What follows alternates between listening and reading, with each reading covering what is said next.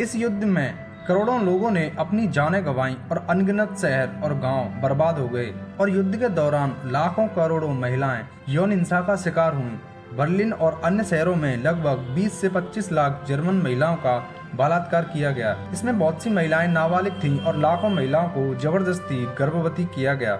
इसके बाद हजारों महिलाओं ने आत्महत्या कर ली और जो बच गईं वो जीवन भर समाज की तरफ से एक दर्द भरा जीवन जीती रहीं। तो चलिए फ्रेंड्स, बिना देरी किए वीडियो शुरू करते हैं। जानेंगे उन महिलाओं के दर्द के बारे में जो कि आज इतिहास में गुमनाम हैं।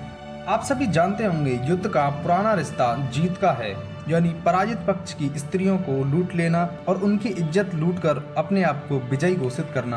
द्वितीय विश्व युद्ध यानी दूसरा युद्ध इतिहास में सबसे विनाशकारी और भयंकर हुआ था। इस युद्ध में हथियारों के साथ साथ एक ऐसा कांड हुआ था जिसने कि पूरी मानव सभ्यता को झकझोर के रख दिया।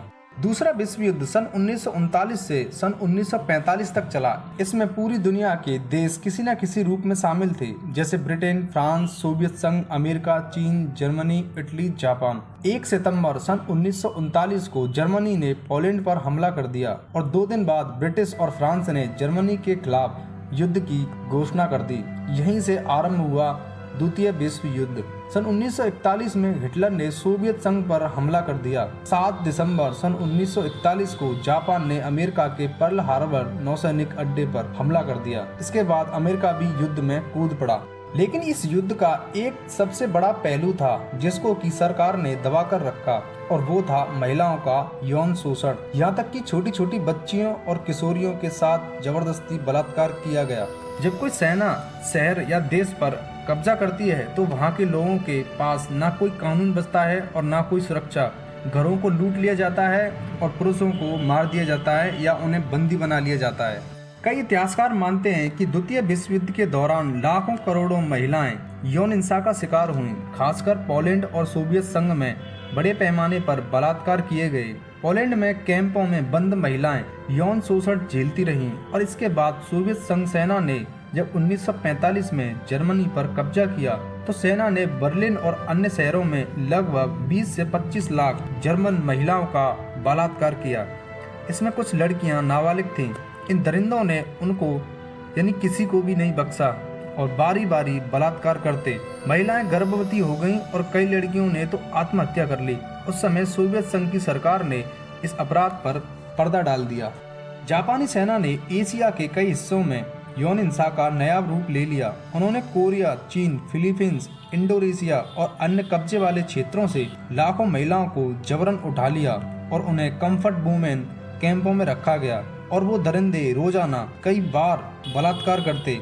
अनुमान है कि एक स्त्री से करीब दिन में 70 से 80 बार बलात्कार किया जाता, जिसमें कि 2 से 4 लाख महिलाएं फंसी रहीं। इनमें से अधिकतर महिलाएं जीवन भर मानसिक और शारीरिक पीड़ा झेलती रहीं। युद्ध खत्म होने के बाद इन महिलाओं को एक कलंक का सामना करना पड़ा जो कि उन्हें समाज की तरफ से दिया गया था।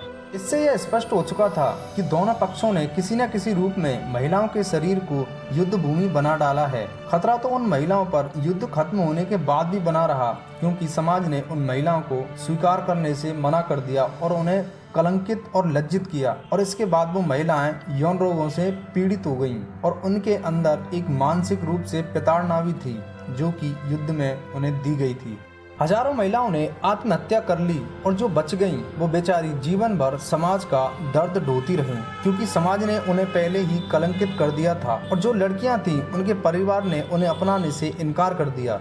युद्ध के बाद उन महिलाओं पर बच्चे हुए तो उन बच्चों को बार बेबीज बोला गया, यानी ऐसे बच्चे जो दुश्मनी सेना के बलात्कार के द्वारा पैदा हुए थे। समाज ने उन बच्चों को भी अपनाने से इनकार कर दिया। इसके बाद लाखों पीड़िताओं को कभी कोई न्याय नहीं मिला, क्योंकि उन्होंने एक चुप्पी साध ली, किस हक के लिए लड़ें जबकि समाज भी उनके साथ नहीं है।